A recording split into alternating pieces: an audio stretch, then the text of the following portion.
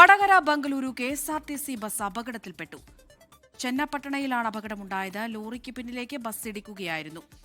സജു ചാമ്പക്കാലയിൽ ബംഗളൂരുവിൽ നിന്ന് വിവരങ്ങൾ നൽകാനായി ചേരുന്നുണ്ട്. സജു, വലിയ അപകടമാണോ ഉണ്ടായത്? ആളപായം എന്തെങ്കിലും റിപ്പോർട്ട് ചെയ്യുന്നുണ്ടോ?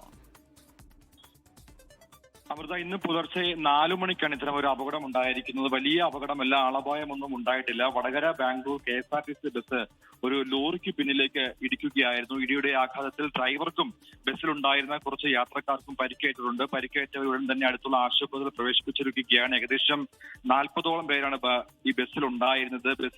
25ഓളം പേർക്ക് പരിക്കേറ്റിട്ടുണ്ട് എന്നുള്ള വാർത്തയാണ് ഏറ്റവും ഒടുവിലായി നമുക്ക് ലഭിച്ചിരിക്കുന്നത്. പരിക്കേറ്റവരെ രാജരാജേശ്വരി ആശുപത്രിയിലാണ്, ചെന്നപ്പട്ടണയിലെ ആശുപത്രിയിലാണ് ഇപ്പോൾ പ്രവേശിപ്പിച്ചിരിക്കുന്നത്. അമൃത. ശരി സജു.